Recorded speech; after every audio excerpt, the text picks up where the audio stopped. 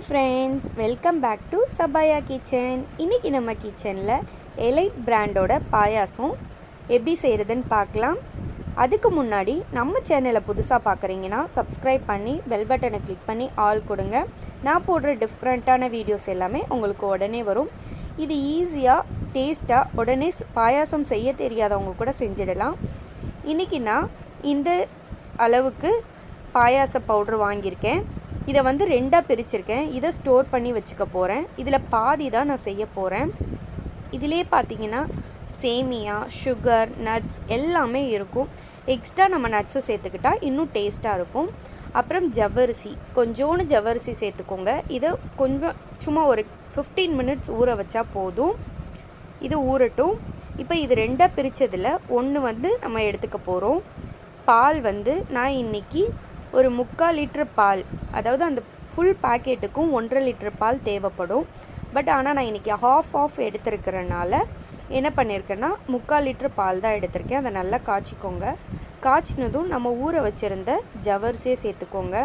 நீங்கள் ஜவ்வரிசி சேர்க்காம கூட செய்யலாம். பட் ஆனால் ஜவ்வரிசி சேர்க்கும் போது இன்னும் கொஞ்சம் டிஃப்ரெண்ட்டான டேஸ்ட்டில் கிடைக்கும். இதை நல்லா அந்த ஜவ்வரிசி காய்ச்சி வெந்து வர்ற வரைக்கும் குக் பண்ணி எடுத்துக்கோங்க. இப்போ ஒரு பேனில் தனியாக கீ சேர்த்து அதில் நட்ஸை நம்ம ஃப்ரை பண்ணி எடுத்துக்க போகிறோம். இந்த பாயாசம் நல்ல அது ஜவ்வரிசி வேகும் போதே மேலே இருக்கிற ஆடைங்கள் எல்லாத்தையும் இது பண்ணி விட்டுக்கோங்க உள்ளே. அப்போ தான் இன்னும் அந்த பாலாடை சேரும்போது டேஸ்ட்டாக இருக்கும். இந்த சைடு முதல்ல நட்ஸை நம்ம ஃப்ரை பண்ணி எடுத்துக்கலாம். பாருங்கள், நல்லா ஜவ்வரிசி குக் ஆகிடுச்சு. பால் நல்லா கொதிச்சு வருது. இப்போ இது நட்ஸும் சைடில் நம்ம ஃப்ரை பண்ணிகிட்ருக்கோம். இந்த மாதிரி அதுலேயே உங்களுக்கு ஆல்ரெடி நட்ஸ் இருக்கும். நம்ம எக்ஸ்ட்ரா சேர்க்குறனால இன்னும் டேஸ்ட்டாக இருக்கும். ஸோ அதனால் நான் எக்ஸ்ட்ரா சேர்த்துருக்கேன். தேவையில்லைன்னா நீங்கள் ஸ்கிப் பண்ணிக்கலாம்.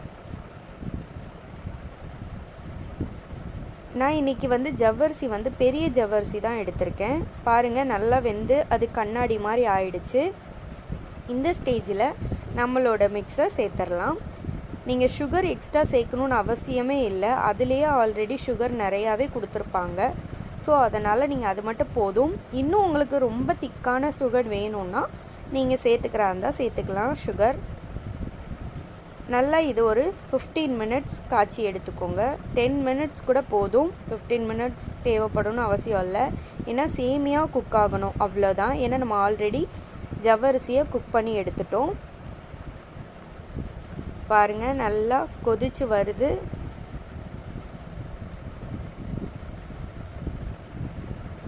நம்ம சூப்பரான பாயாசம் ரெடி ஆகிட்டே இருக்குது. பாருங்கள், 5 மினிட்ஸ் ஆயிடுச்சு. சேமியாவும் கொஞ்சம் நல்லா குக்காகி வந்துடுச்சு.